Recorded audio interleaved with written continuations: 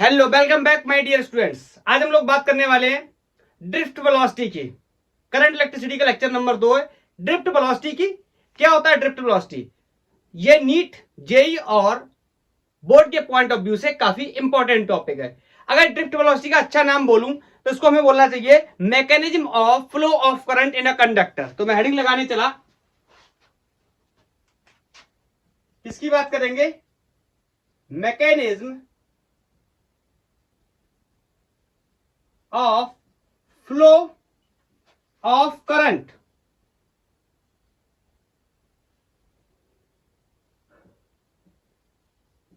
in a conductor, या इसी का जो आप पेट नेम जानते हो इसे हम ड्रिफ्ट वेलोसिटी के नाम से भी जानते हैं। क्या होता है ड्रिफ्ट वेलोसिटी? धीरे धीरे हम लोग इस लेक्चर में समझेंगे। सबसे पहले हम बात कर रहे थे कि करंट कैसे फ्लो करता है। बड़ी आसानी से सुना सर, किसी भी कंडक्टर के एंड्स के अक्रॉस बैटरी लगा दो, करंट का फ्लो हो जाता है। बहुत ही आसान होता है हमारे लिए कहना। चलिए डिस्कस करते हैं कैसे करंट फ्लो करता है। जैसे मान लो मेरे पास ये क्या है, कंडक्टर है, एंड एवरीबॉडी नोज कि कंडक्टर के पास एक प्रॉपर्टी होती है किसकी? फ्री इलेक्ट्रॉन की। तो मैं कह सकता हूं मेटल हैज फ्री इलेक्ट्रॉन्स। बोलो। और आपको यह भी पता है, हम पढ़ाई कर चुके हैं इलेक्ट्रोस्टैट्स की।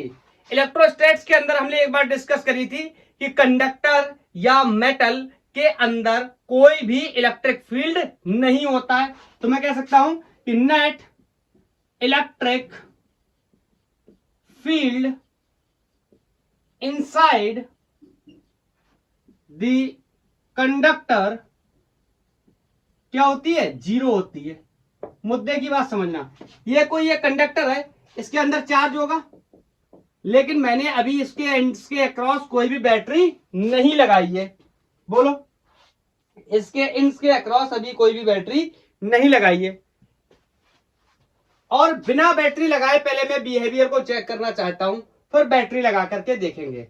एक बात और बता दूं कि जो नंबर ऑफ इलेक्ट्रॉन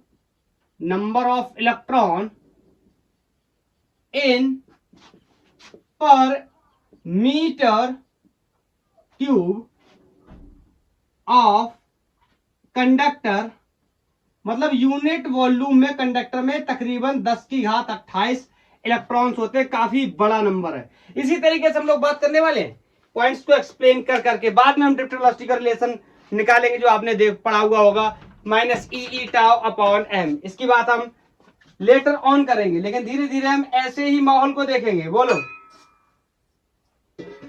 अब मैं आपसे पूछूं कि बताओ, इस कंडक्टर के एंड्स के अक्रॉस कोई भी बैटरी लगी हुई नहीं है।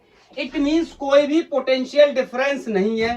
तो पोटेंशियल डिफरेंस ना होने की वजह से कोई भी एक्सटर्नल इलेक्ट्रिक फील्ड का सेटअप नहीं होगा। अगर एक्सटर्नल इलेक्ट्रिक फील्ड का सेटअप नहीं होगा तो जो एक्सटर्नल इलेक्ट्रिक फील्ड का सेटअप नहीं होगा तो इलेक्ट्रॉन पे कोई भी फोर्स नहीं लगेगा। एवरीबॉडी नोज कि when a charge is placed in a electric field that experience a force. Is clear? बोलो। तो अगर कोई भी एक्सटर्नल इलेक्ट्रिक फील्ड नहीं है तो इन इलेक्ट्रॉनों पे कोई फोर्स नहीं लगेगा, तो इन इलेक्ट्रॉनों का कोई भी मोशन नहीं होगा ड्यू टू द पोटेंशियल या due to the electric field या due to the external electric field. But क्या ये इलेक्ट्रॉन मोशन नहीं करेंगे? ना, ऐसा नहीं है। ये इलेक्ट्रॉन मोशन करेंगे। किसकी वजह से करेंगे?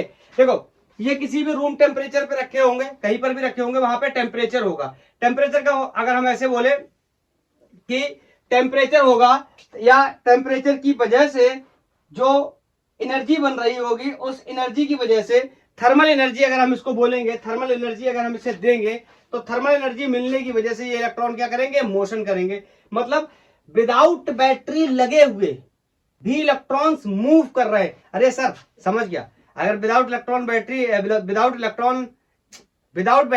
अगर इलेक्ट्रॉन्स मूव कर रहे हैं, इसका मतलब सर करंट बनने लगेगी बिना बैटरी। कभी ऐसा हुआ है कि कोई वायर लगा हो और कनेक्ट ना हो बैटरी से और आप जाके पकड़ लो आपको करंट लगाओ, ऐसा नहीं होता। इसका मतलब ये तो सर फिर ये क्या है कि ये थर्मल एनर्जी की वजह से इलेक्ट्रॉन मूव कर रहे हैं, तो इलेक्ट्रॉन मूव करेंगे सर मैंने पढ़ा है करंट बनने लगती है मोशन ऑफ चार्जेस से। बिल्कुल सही पढ़ा आपने। थोड़ा सा डिस्कस करते हैं इसी चीज के बारे में।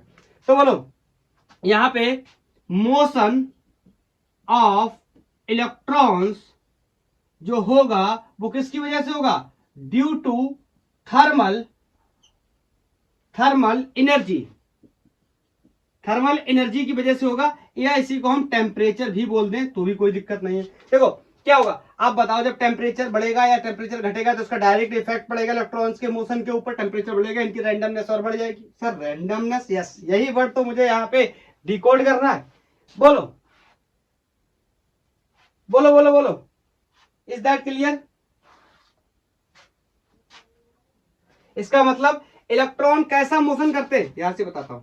इलेक्ट्रॉन कैसा मोशन करते हैं, जब सिर्फ थर्मल एनर्जी या टेम्परेचर की वजह से रैंडम मोशन करते हैं। रैंडम मोशन का मतलब अगर सारे इलेक्ट्रॉनों के ड्रिफ्ट सारे इलेक्ट्रॉन के वेलोसिटी का एवरेज में लूं तो वो क्या हो जाता है, जीरो हो जाता है। दैट्स वाई जब हम किसी कंडक्टर को न्यूट्रल स्टेट में पकड़ते हैं, वो किसी बैटरी से कनेक्टेड नहीं है, तो उस पर करंट कितना होता है, जीरो। इसका मतलब अगर मैं बोलूं आपसे कि जो इसके अंदर मोशन हो रहा है, किसका, इलेक्ट्रॉन का मोशन हो रहा है, कैसा मोशन है, रैंडम मोशन है। बोलो मतलब मैं कह सकता हूं electron moves in random direction. Random direction का मतलब यहां पे समझते थोड़ा सा। रैंडम डायरेक्शन का मतलब ये इलेक्ट्रॉन है, ये इस तरीके से कुछ मोशन कर रहा है, ठीक है, जिग जैग मोशन करने लगा, रैंडम मोशन करने लगा, पता नहीं कौन कौन सी डायरेक्शन में इस तरीके से ये मोशन करने लगा। बोलो इलेक्ट्रॉन कैसा कर रहा है, रैंडम मोशन कर रहा है, और इस समय जो इसकी वेलोसिटी है वो बहुत ही हाई होती, with very high velocity, with very high velocity. और कितनी होती है, nearly 10 to the power 5 metre per second. बहुत बड़ी वेलोसिटी हो गई है। बोलो nearly 10 to the power 5 metre per second. बोलो इतनी वेलोसिटी से लगभग मूव करते। तो मैं आपसे एक सवाल पूछना चाहता हूं, बोलो अगर रैंडम मोशन कर रहे हैं तो मैं आपसे एक शब्द बोलना चाहता हूं, तो इनकी जो एवरेज वेलोसिटी है इन सारे इलेक्ट्रॉनों की, ये क्या हो जाएगी, बोलो जीरो हो जाएगी। मैं इस बात को समझाऊंगा अभी। मतलब तो एक लाइन लिखना चाहता हूं, the average velocity of electrons क्या हो जाएगी, विल बी जीरो। देखो मेरे प्यारे भाई बहनों, आपने ये दिमाग में बात रखनी है कि अभी इसके अंदर कोई भी, इसके इंड्स के अक्रॉस कोई भी पोटेंशियल डिफरेंस लगा हुआ नहीं है। We are dealing with the mechanism of the flow of the current. Current कैसे फ्लो करता है, या इसी को हम ड्रिफ्ट वेलोसिटी भी बोल सकते हैं। तो मैं अभी वो बातें बता रहा हूं जब करंट फ्लो नहीं कर रहा है। मतलब एक सिंपल वायर है कोई, और वो वायर इस तरीके से रखा हुआ है, लेट्स से ये इस तरीके से कोई एक सिंपल वायर है। बताओ तो इस वायर में कितनी करंट है इस समय, जीरो, क्योंकि मैंने इस वायर को पकड़ के रखा है। मैं इस वायर के बारे में ही आपको बता रहा हूं।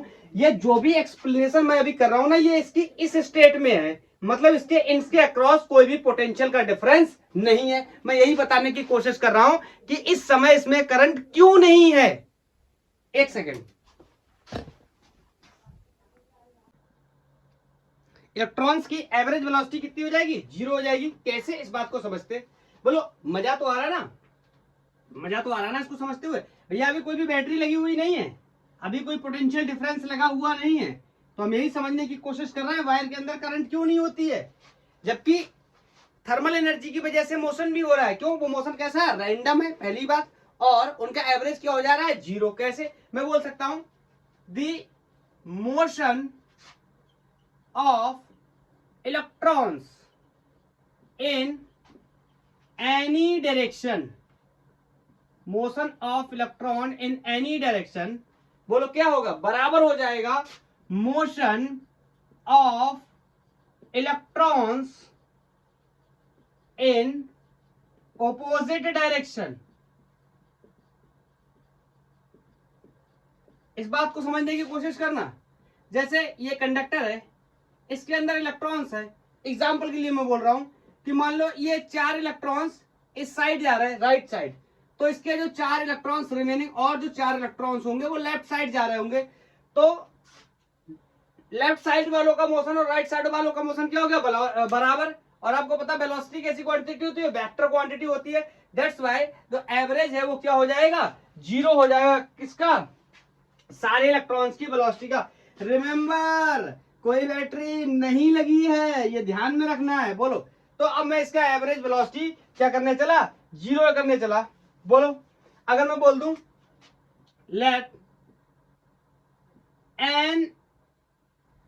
Late there are capital N electrons, बोलो, एंड देयर velocities are,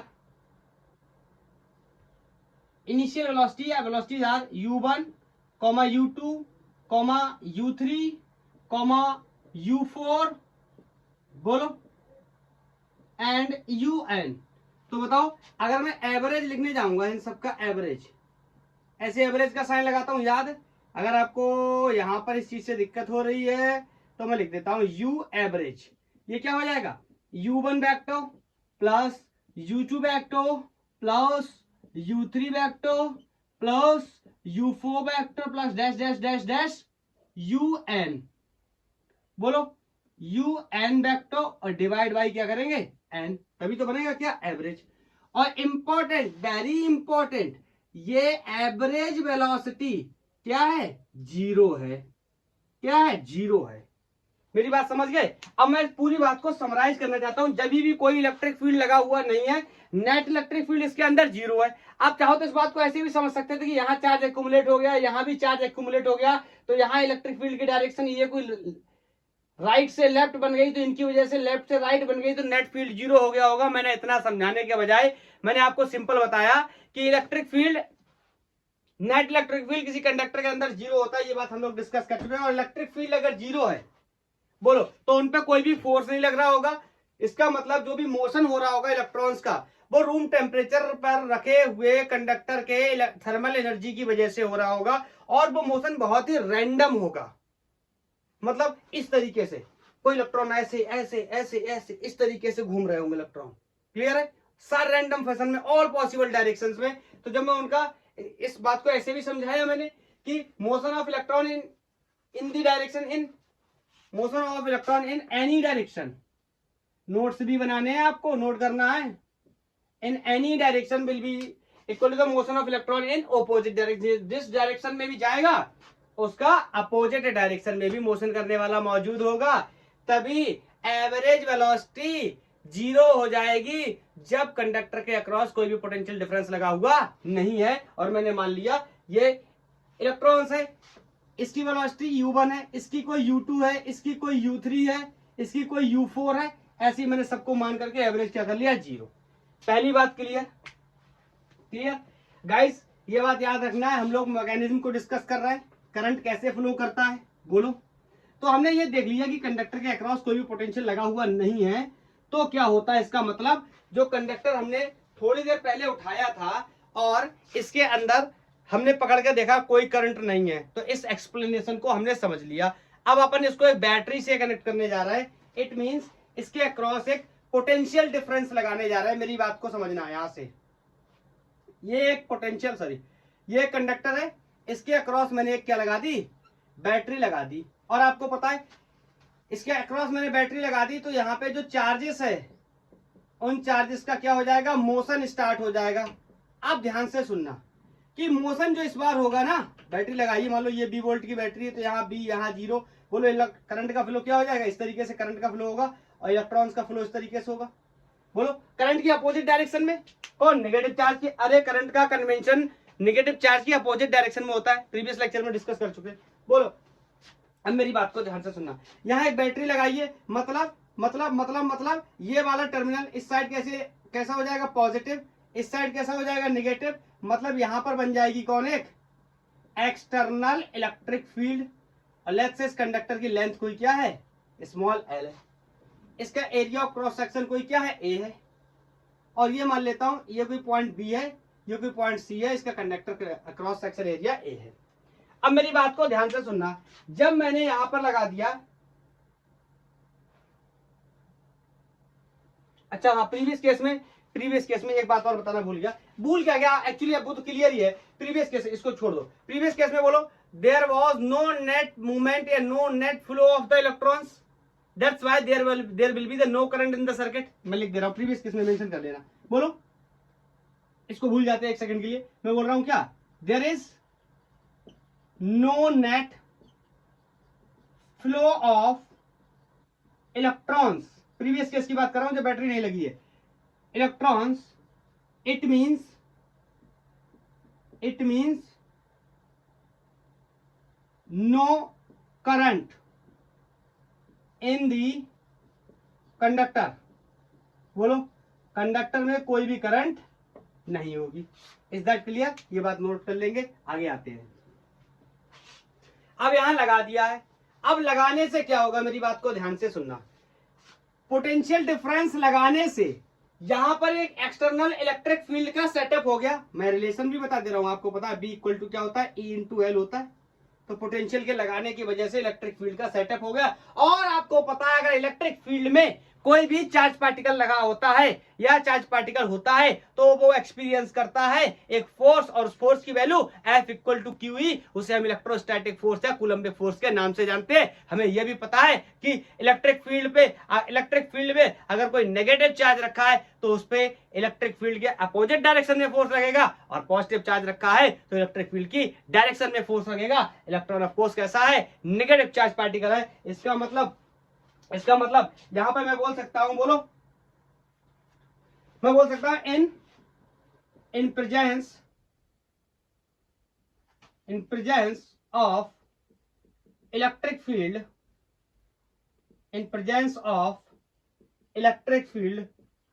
बोलो इलेक्ट्रिक फील्ड की प्रेजेंस है, इसका मतलब क्या होगा, मींस इलेक्ट्रॉन विल एक्सपीरियंस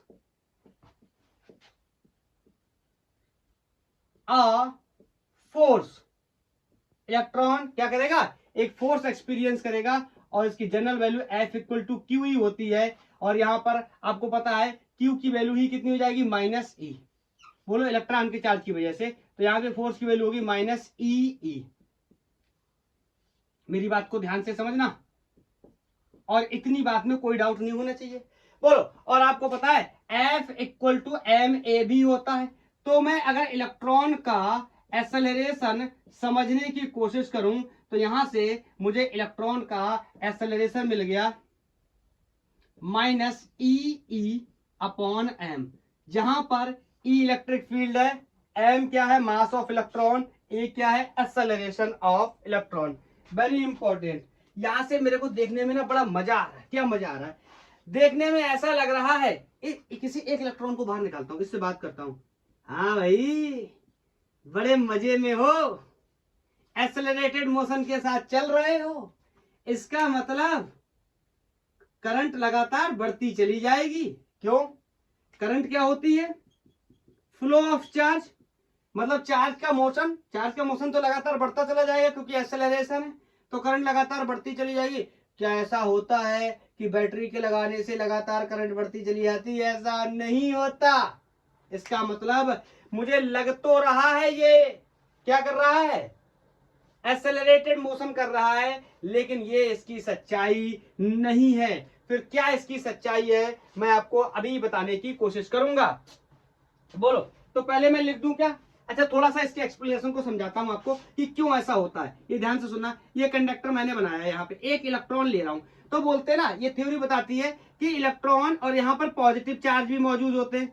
बोलो, यहाँ पे पॉजिटिव चार्ज भी मौजूद होते हैं, तो बताते हैं ना कि इलेक्ट्रॉन एक्सेलरेट तो करता है, लेकिन आगे वाले पॉजिटिव चार्ज से उसका कोलिजन हो जाता है, वो टकरा जाता है किसी पॉजिटिव आयन से। इस पॉजिटिव आयन को कर्नेल के नाम से भी जानते हैं।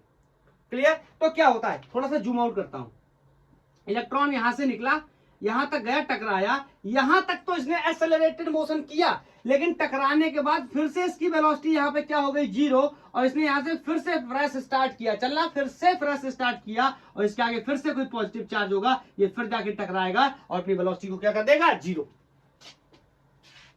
ओहो, कुछ समझ आ रहा है, अब तो कुछ कुछ मजा आ रहा है। एक सेकेंड, लाइट का बहुत इश्यू चल रहा है। इसका मतलब इलेक्ट्रॉन चलता है यहां से, फिर नेक्स्ट क्या होता है, आयन से, पॉजिटिव आयन से क्या हो जाता है, कोलिजन हो जाता है, यहां से यहां तक एक्सेलरेट करता है, लेकिन टकराने के बाद इसकी वेलोसिटी क्या करता है, 0 कर लेता है, या फिर से कह सकते हैं रिफ्रेश करता है, न्यू स्टार्ट करता है। Is that clear? इसका मतलब दिखने में तो ऐसा लगता है कि ये कैसा मोशन है, एक्सेलरेटेड मोशन है, लेकिन एक्चुअली में ऐसा होता नहीं है। तो मैं यहां पे मेंशन करने चला, it is looking like electron performing an accelerated motion, मतलब देखने में तो ऐसा लग रहा है इलेक्ट्रॉन मोशन कर रहा है, एक्सेलरेटेड मोशन कर रहा है, चार्ज का रेट बढ़ता ही चला जाएगा, करंट बढ़ती ही चली जाएगी, लेकिन ऐसा होता नहीं है। क्यों नहीं होता है? आगे जाके इसका कोलिजन हो जाता है। बोलो बोलो, मैं कह सकता हूं but this is not true, this is not true. Actually में क्या होता है, इलेक्ट्रॉन चलता तो है, समझते हैं, जो हमने समझा वही लिखते हैं। लेट्स स्टार्ट, लेट्स अंडरस्टैंड क्या होता है। इलेक्ट्रॉन चलता है, electron start an accelerated motion, then collide with positive charge ion, और इस पॉजिटिव चार्ज आयन को कर्नेल के नाम से भी जानते हैं।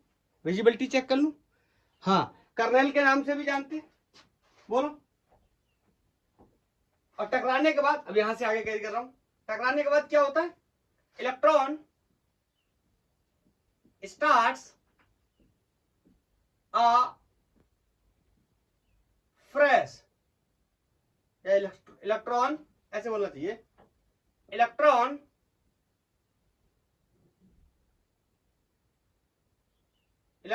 स्टार्ट्स, फिर से वही हो गया, स्टार्ट्स फ्रेश, फिर से फ्रेश स्टार्ट करता है। बोलो, लेकिन अगर मैं इसके, फिर क्या होगा, फिर बोलो क्या होगा, then again accelerates, then collide again and so on।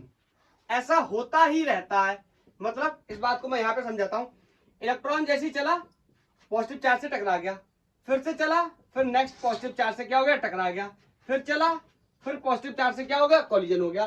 तो बार बार कोलिजन की वजह से क्या हो रहा है, इलेक्ट्रॉन रीस्टार्ट कर रहा है, और हमें देखने में ऐसा लगता था कि एक्सेलरेटेड मोशन हो रहा है, लेकिन जबकि ये सच नहीं था, ये थी उसके अंदर की मैकेनिज्म। बोलो बोलो बोलो, इज दैट क्लियर? तो कैसे करंट फ्लो होती है, बहुत ही आसान है, बैटरी लगा दी, मैकेनिज्म को समझने में मजा आ रहा है। चलो थोड़ा सा समझते हैं।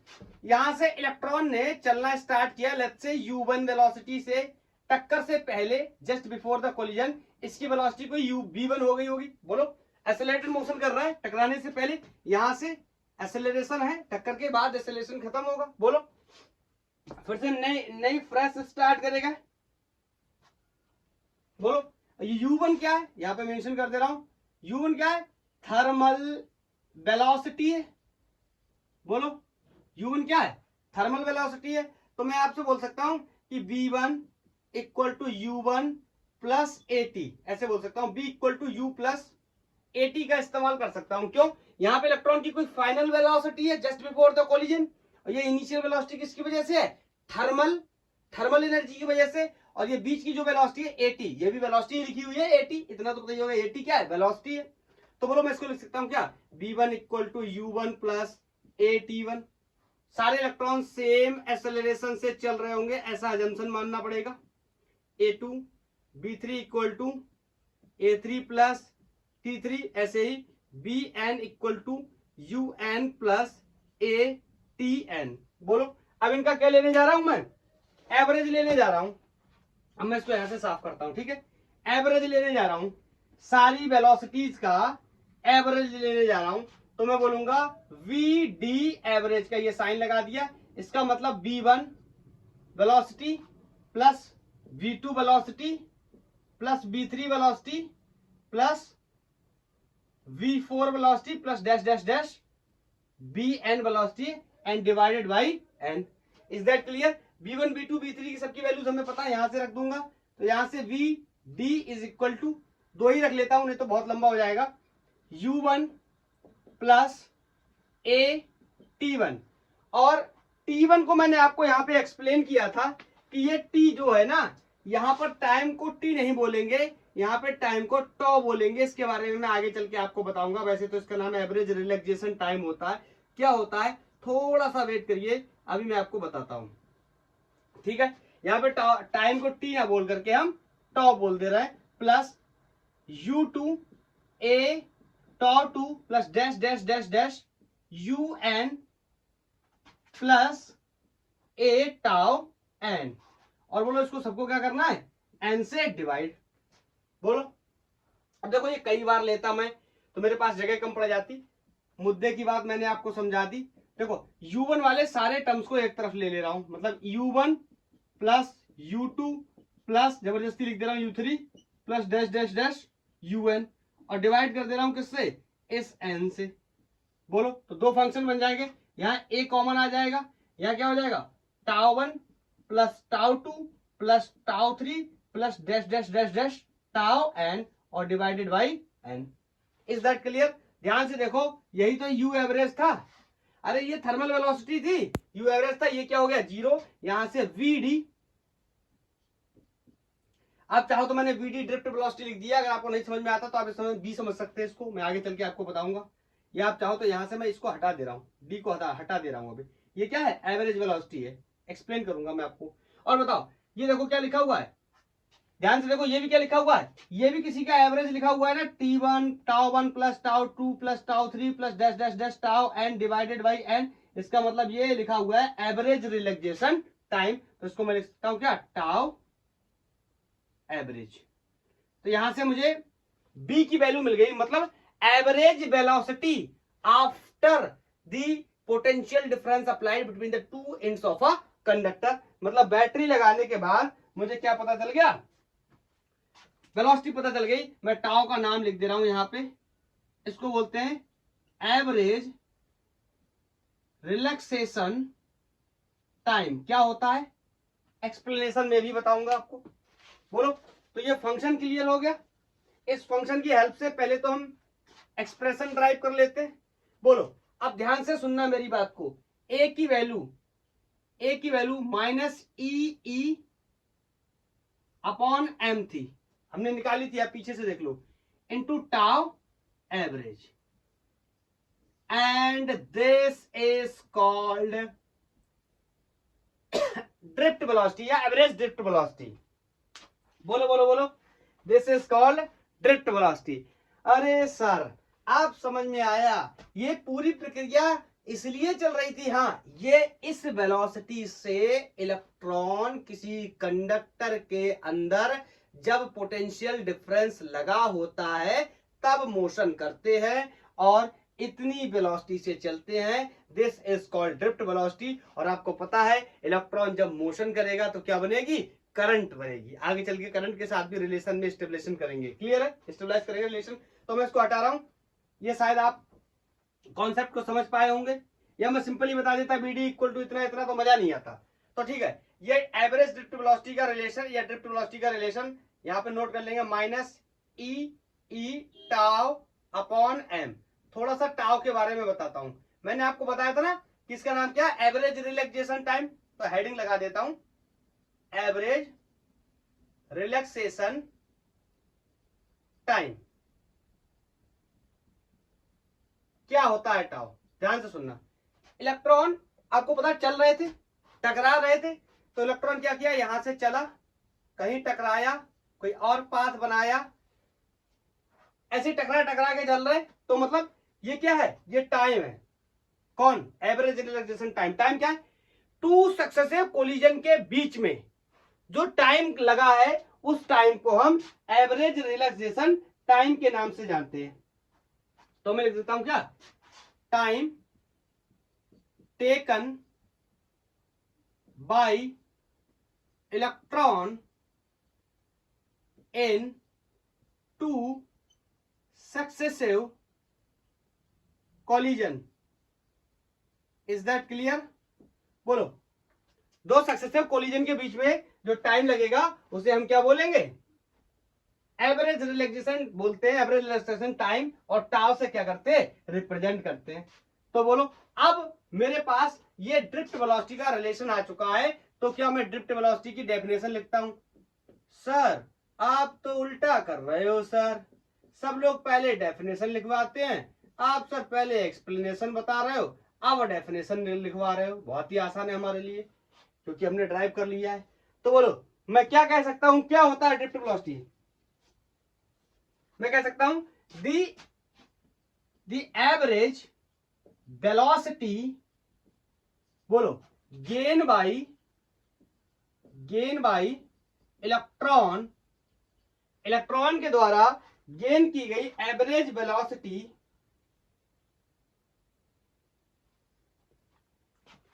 ऑफ कंडक्टर, किसी भी कंडक्टर के, in opposite direction.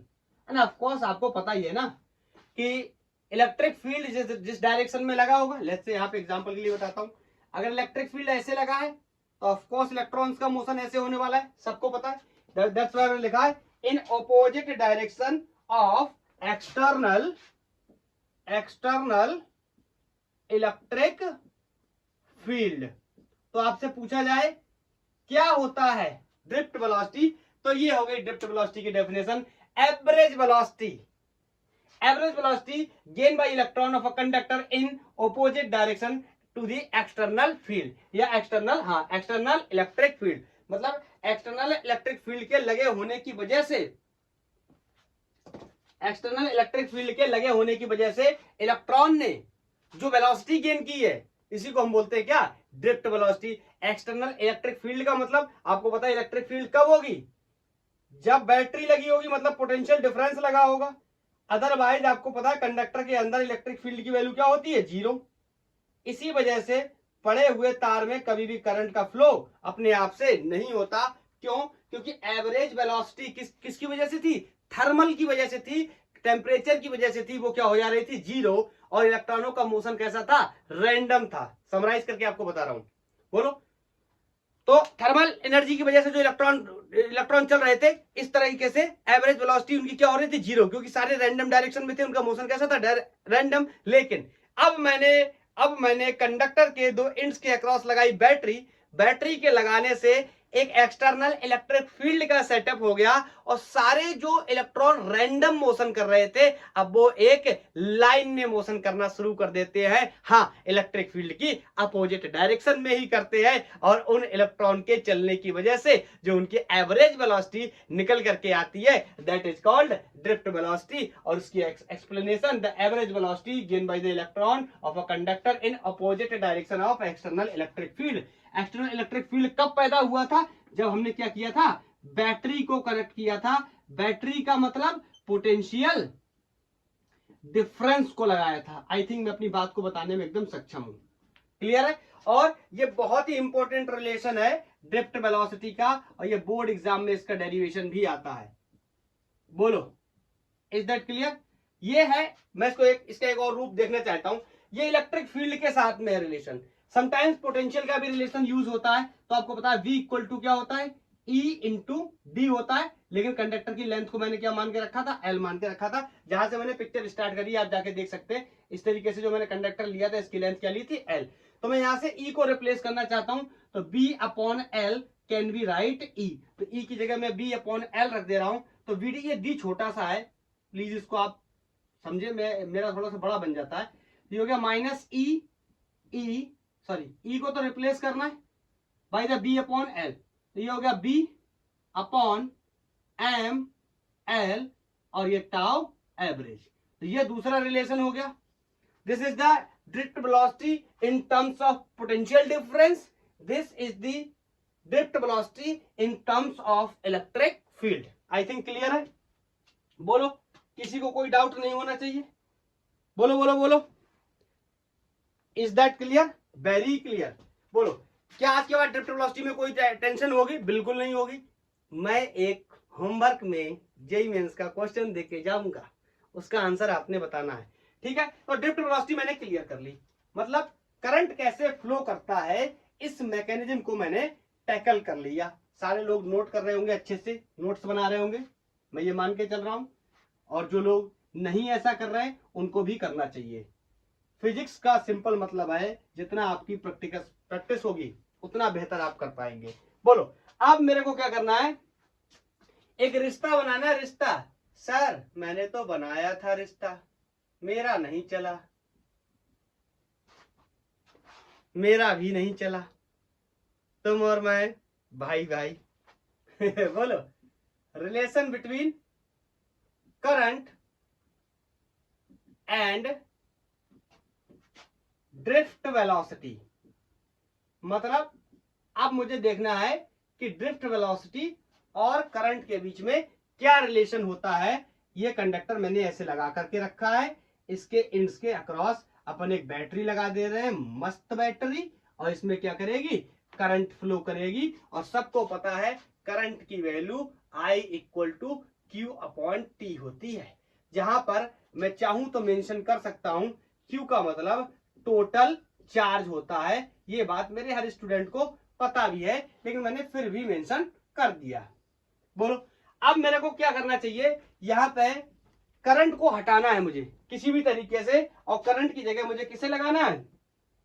Sorry, current को हटाना बोल रहा हूं, करंट को लाना है। करंट तो है, लेकिन मेरे को ड्रिफ्ट वेलोसिटी का भी इंट्रोडक्शन करना है। बोलो बोलो बोलो बोलो, ड्रिफ्ट वेलोसिटी का भी इंट्रोडक्शन करना है। तो मुझे क्या करना चाहिए? अगर मैं इस कंडक्टर की लेंथ को क्या मान लेता हूं? L मान लेता हूं, और जो इलेक्ट्रॉन चल रहे हैं, इन इलेक्ट्रॉनों की जो स्पीड है, जो वेलोसिटी है, that is drift velocity. Is that clear? तो देखो, बेसिक सी छोटी छोटी चीजों का इस्तेमाल करूंगा मैकेनिक्स की। बोलो, speed is equal to distance upon time होता है, कोई नकार नहीं सकता ये बात। तो स्पीड को यहां मैंने नाम दे रखा है क्या? VD। बोलो, डिस्टेंस, इस कंडक्टर की जो लेंथ है वही होगी, तो यहां पे टाइम क्या है? T, तो यहां से T की वैल्यू निकल के आ गई L/VD। तो इसको पुट कर लेता हूं इसमें। बोलो, पुट इन 1। छोटा काम कर लिया पहले, आसान काम कर लिया मैंने। टाइम को रिप्लेस कर लिया, क्योंकि टाइम मुझे चाहिए नहीं था।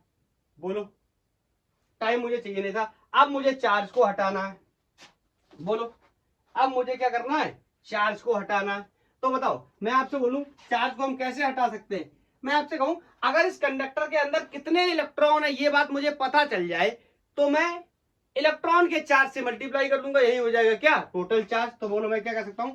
Total charge in conductor. बोलो, अच्छा कितना होगा? मैं तुमसे बोलूं कि जितने इलेक्ट्रॉन इसमें भरे होंगे उतना ही तो टोटल चार्ज होगा ना। मैं मान ले रहा हूं n इलेक्ट्रॉन भरे होंगे, लेकिन इसके वॉल्यूम में भरे होंगे। इसका area of cross section A मान लेता हूं। अगर A को इसके साथ मैं AL से मल्टीप्लाई कर दूं, मतलब इसके वॉल्यूम से अगर मैं मल्टीप्लाई कर दूं, तो यही नंबर होगा किसके? इलेक्ट्रॉन के। बोलो, और एक इलेक्ट्रॉन पे कितना चार्ज होता है ये मैं जानता हूं, तो मैं चार्ज की स्पीशीज से मैं आपको ऐसे भी समझा सकता हूं, Q=N होता है, ये टोटल चार्ज होता है। किसी यूनिट वॉल्यूम पे टोटल चार्ज होता है, लेकिन यहाँ यूनिट वॉल्यूम की बात नहीं कर रहा है, गिवन वॉल्यूम है, तो NE तो होगा ही, और इसका वॉल्यूम इसके अंदर झकाझक भरे होंगे इलेक्ट्रॉन। जैसे कंचा नहीं होते कंचे, जब हम बच्चे थे बचपन में तो कंचे खेलते थे। सर मैंने तो कंचे देखे नहीं। कोई बात नहीं, मैं गांव में रहा हूं, मैंने बचपन में बहुत खेले। तो डब्बे के अंदर कंचे भरते रहते। बोलो, कितने कंचे हो गए? तो क्या करेंगे? नंबर ऑफ पंचा multiply with the volume of the डिब्बा बोलो, यहां से कह सकता हूं अगर इसके वॉल्यूम के साथ मल्टीप्लाई कर दूं तो ये मिल जाएगा मुझे क्या, टोटल चार्ज। क्यू की वैल्यू मुझे मिल गई, टाइम की वैल्यू को मैंने रिप्लेस कर लिया, तो यहां से इक्वेशन 2 मान ले रहा हूं।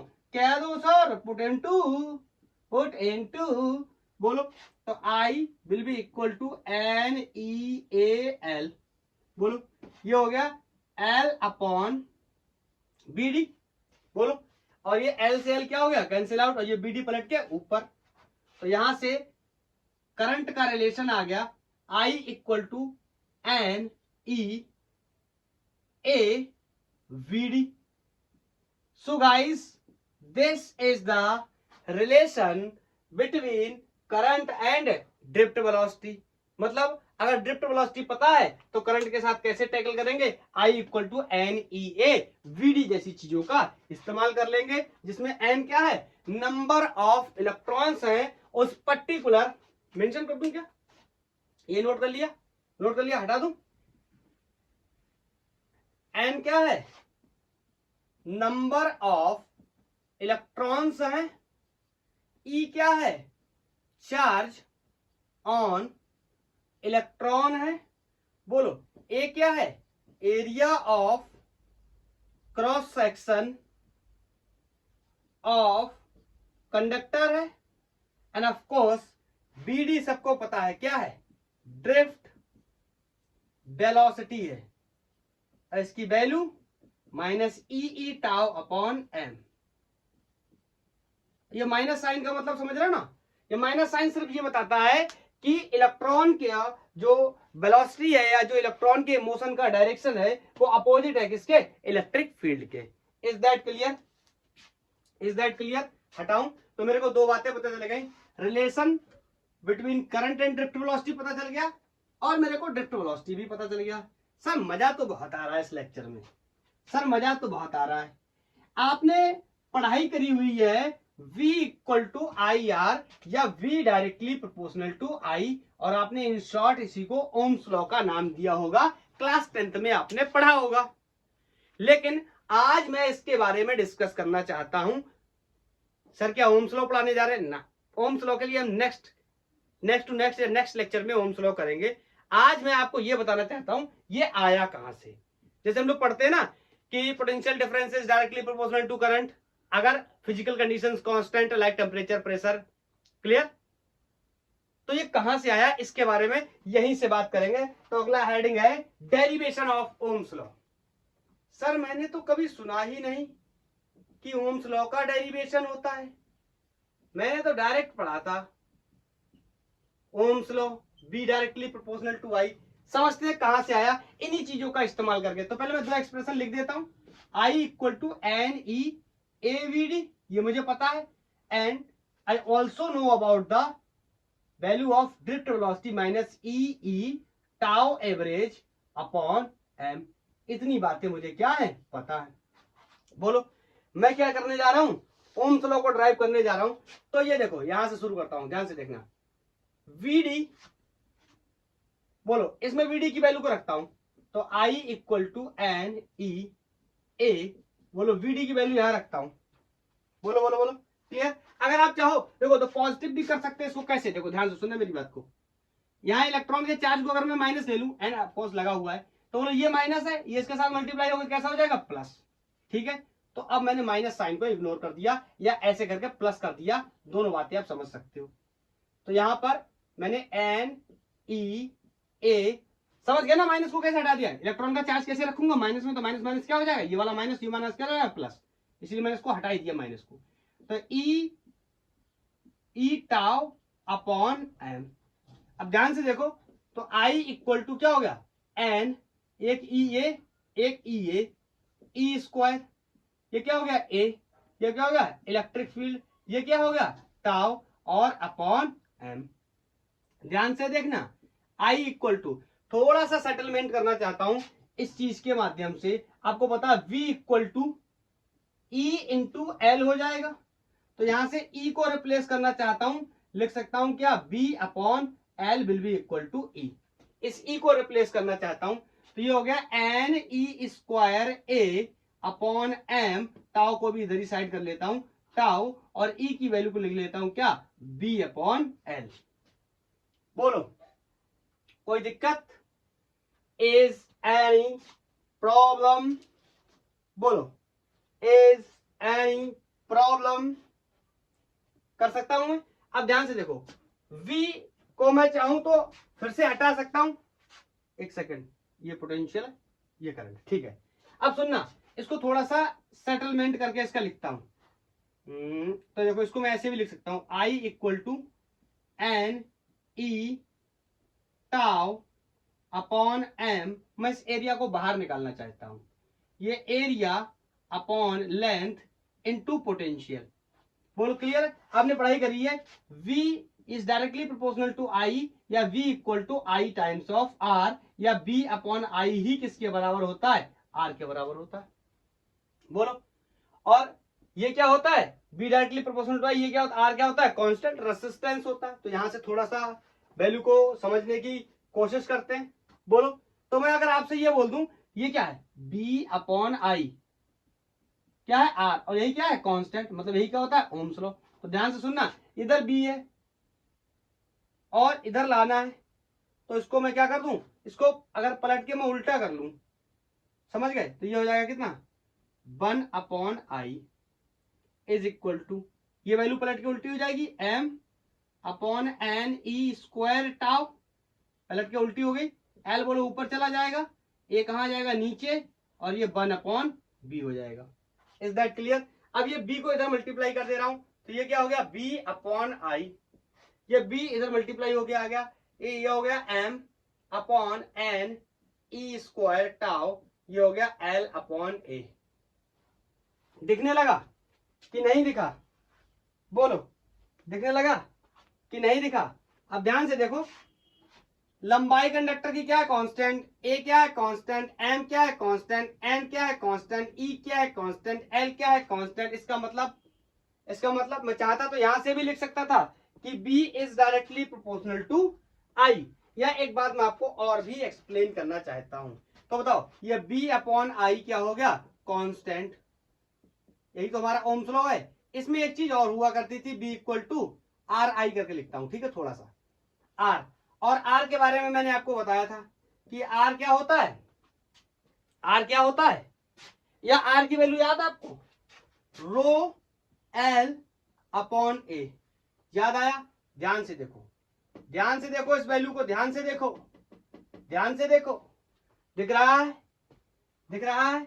अगर मैं इसके साथ कंपेयर करूं, देखो इसको इक्वेशन को 3 मान लेता हूं, ध्यान से देखो, b अपॉन आई क्या हो गया, r, ये क्या हो गया, l अपॉन ए। अरे दिखा? अच्छा, इन सबको हटा रहा हूं एक सेकंड के लिए बीच में, मैं डायरेक्ट आपको दिखाने की कुछ कोशिश कर रहा हूं। ये हो गया r equal to l upon A, और r की वैल्यू सबको पता है, बचपन से पढ़ते चले आ रहे हैं, r equal to rho L upon A. तो देखो m upon N E square tau, बोलो बोलो बोलो, और r की वैल्यू क्या होती थी, रो एल अपॉन ए। बोलो कंपेयर करो, इसका मतलब रेसिस्टिविटी की वैल्यू m upon N E square tau होता है। सर मैंने बचपन में एक बात पढ़ी थी, मुझसे कहा गया था कि रेसिस्टिविटी मटेरियल की प्रॉपर्टी होती है, कॉपर का वायर 1 सेंटीमीटर का हो या 1000 सेंटीमीटर का हो, उसकी रेसिस्टिविटी क्या होगी, सेम। तब तक रेसिस्टिविटी चेंज नहीं होगी जब तक कॉपर से हम आयरन का या गोल्ड का वायर नहीं लेंगे, मतलब सब्सटेंस पे डिपेंड करती है। सर मैंने एक बात और भी पढ़ी थी बचपन में, सर मेरे स्कूल में पढ़ाया गया था, सर ने बताया था कि टेम्परेचर पे डिपेंड करता है। ऑफ कोर्स यहां से हम समझ सकते हैं, बोल ध्यान से सुनना, अगर टेम्परेचर बढ़ाऊंगा, रेसिस्टिविटी टेम्परेचर पे डिपेंड करती है, ये बात बता रहा हूं मैं आपको, आगे चल के हम इसके बारे में डिटेल में भी पढ़ाई करेंगे। बताओ, अगर टेम्परेचर बढ़ाऊंगा, जैसे ये देखो इलेक्ट्रॉन्स ऐसे बना रहा हूं ना, तो इनकी टक्कर बहुत ही तेजी से होने लगेगी। बोलो, इनकी टक्कर बहुत ही तेजी से होने लगेगी, मतलब इनके बीच की जो टक्कर का टाइम है वो क्या होगा, घट जाएगा, और जो टक्कर के बीच का टाइम है उसी को हम क्या बोलते हैं, टाउ। अगर ये घटेगा तो रेसिस्टिविटी क्या हो जाएगी, बढ़ जाएगी। इसका मतलब तभी हम बोलते थे क्या, कि resistivity is the property of material and depends on temperature is that clear? Temperature पर डिपेंड करता है और बाकी किसी चीज पर डिपेंड नहीं करेगा। क्यों? m क्या है? मास ऑफ इलेक्ट्रॉन कांस्टेंट है। n क्या है? नंबर ऑफ इलेक्ट्रॉन है, कांस्टेंट है। e क्या है? चार्ज ऑफ इलेक्ट्रॉन है, कांस्टेंट है। सिर्फ कौन वेरिएबल हो सकता है यहाँ पे? एवरेज रिलैक्सेशन टाइम, और इसकी वैल्यू को मैं टेम्परेचर को कम या ज्यादा करके चेंज कर सकता हूं। तो रेसिस्टिविटी किस पे डिपेंड कर रहा है? टेम्परेचर पे डिपेंड कर रहा है। बोलो क्लियर है? और रेसिस्टिविटी प्रॉपर्टी है मटेरियल की, इसी वजह से कॉपर का 1 सेंटीमीटर का वायर हो, 1000 सेंटीमीटर का वायर हो, जब तक कॉपर चेंज नहीं होगा तब तक उसके अंदर कोई भी रेसिस्टिविटी चेंज नहीं होगी। कुछ लोग के दिमाग में आ रहा होगा ये एन तो चेंज हो जाएगा 1 सेंटीमीटर से 1000 किलोमीटर में। भैया ये एन क्या है? Number of electron per unit volume. N total number of electron नहीं है, एन क्या है? Number of electron per unit volume. तो number of electron per unit volume भी क्या रहने वाले? सेम रहने वाले। तो बताओ, यही तो पढ़ा था तुमने ओम्स लॉ, यहां से निकल कर भी आ गया ओम्स लॉ। आगे बताओ, यहाँ पे थोड़ा सा इसको हटा रहा हूं, तो यहां पर भी मैं समझ सकता हूं। ये तो मैंने रेसिस्टिविटी की वैल्यू निकाल ली, ये रेसिस्टेंस की वैल्यू निकाल ली। नेक्स्ट लेक्चर रेसिस्टेंस के ऊपर करने वाले, डिटेल में इन चीजों की भी बात करेंगे और क्वेश्चंस को भी सॉल्व करेंगे। तो देखो यहाँ पे, अब यहां से बी अपॉन जो आई मैंने किया था ना, अब इसको मैं इधर भेज दे रहा हूं। बी अपॉन आई की ना, इसको इधर ही रख दे रहा हूं। अब देखो M N E square tau L upon A. बताओ ये पूरा क्या है? कांस्टेंट है। इसका मतलब पोटेंशियल डिफरेंस। मुद्दे की बात समझना, किसी कंडक्टर के अक्रॉस लगी है बैटरी, उस पे बी वोल्ट का पोटेंशियल है, तो यहां से करंट बह रही है क्या? आई। पोटेंशियल को बढ़ाऊंगा तो करंट की वैल्यू बढ़ेगी, पोटेंशियल को घटाऊंगा तो करंट की वैल्यू घटेगी। यही तो होता था ओम्स लॉ, बशर्ते physical condition like temperature, pressure, humidity सबको क्या करके रखना है? कांस्टेंट करके रखना है। Is that clear? तो ये यही क्या है? यही क्या है? O H M's law, Ohm's law. बोलो इज दैट क्लियर? तो हमने ओम्स लॉ का भी डेरिवेशन कर लिया। बहरहाल जब मैं डिस्कस करूंगा ओम्स लॉ के बारे में तो डेरिवेशन तो हमने यहाँ कर ही लिया है। मैं direct V directly proportional to I से बात करने वाला हूं। जब भी मैं रेसिस्टेंस की बात करूंगा नेक्स्ट लेक्चर्स में, तो वहां पर मैं दो चीजों का यूज करूंगा कि V equal to R I, इसका मतलब B अपॉन आई ही किसके बराबर है? R के। और R की वैल्यू कितनी होगी? R equal to rho L upon A. और रो क्या है? Resistivity property of material. इसकी वैल्यू कितनी होगी? M upon N E square tau. I think सारे लोगों को अब ये कॉन्सेप्ट पूरी तरीके से क्लियर हो चुका है। सर कैसे करंट बहती है किसी कंडक्टर के अंदर, ये बात मुझे बहुत अच्छे से पता चल चुकी है। ड्रिफ्ट वेलोसिटी मैंने पढ़ ली है। सर कैसे पोटेंशियल डिफरेंस लगाने के बाद चीजें काम करती हैं, सर मेरा कॉन्सेप्ट क्लियर हो चुका है। सर करंट और ड्रिफ्ट वेलोसिटी में रिलेशन भी सर मैंने क्लियर कर लिया है, मैंने उसको याद भी कर लिया। I equal to N E A V D याद होना चाहिए, नहीं तो आप क्वेश्चन सॉल्व नहीं कर पाएंगे। बोलो इसकी वैल्यू भी मुझे याद हो चुकी है सर, माइनस ई ई टाउ अपॉन एम। इसका मैंने एक फॉर्म और बनाया था in the terms of potential, वो सर मैं कन्वर्ट कर लूंगा, उसको याद करने की मेरे लिए कोई जरूरत नहीं है। और मैंने ओम्स लॉ का भी डेरिवेशन कर लिया। सर अब ये कॉन्सेप्ट मेरा 100% क्लियर हो गया है। आपकी जो मर्जी हो आप मेरे से पूछ लो, मुझे सब पता है। Do you know everything? Okay, तो मैं एक बोर्ड पे क्वेश्चन नोट करता हूं और क्वेश्चन नोट करने के बाद इसका आंसर आपने मुझे होमवर्क में बताना है। क्लियर? मैं वीडियो को पॉज करके नोट करता हूं। ये जेई मेंस 2021 में एक क्वेश्चन पूछा गया। क्वेश्चन कर रहा है कि ये पीक्यू लेंथ का एक वायर है जिसकी लेंथ कोई एल है, मैंने यहां लिखा नहीं है, लेंथ कोई इसकी क्या है? एल है, और इसकी इस साइड की रेडियस बड़ी है, इस साइड की रेडियस छोटी है। ये इंफॉर्मेशन यहां दी थी।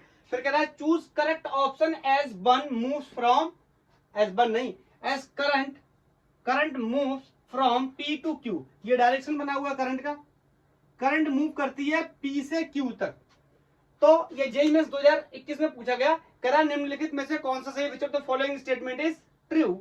Drift velocity of electron decreases,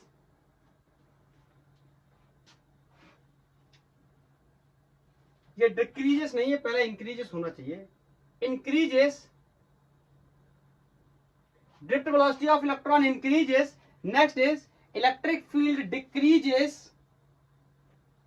next is electron current decreases and D is all of above. अगर आपने इस लेक्चर को बहुत सीरियसली देखा है, बहुत सीरियसली पढ़ा है और अच्छे से आपको आ रहा है, तो आप इस क्वेश्चन का आंसर मेरे को बता सकते हैं। क्लियर? सर आप हमेशा कुछ ना कुछ ट्विस्ट कर देते हो, तभी तो मेरा भाई सिलेक्ट होगा आईआईटी में, तभी तो मेरा भाई सिलेक्ट होगा नीट में। बोलो, तो इस क्वेश्चन का आंसर आप मेरे को बता सकते हो। इस लेक्चर को मैं यहीं पर समाप्त करता हूं। आज के लिए इतना ही। थैंक यू, धन्यवाद। अगर आपका कोई सजेशन है तो आप मेरे को बता सकते हो।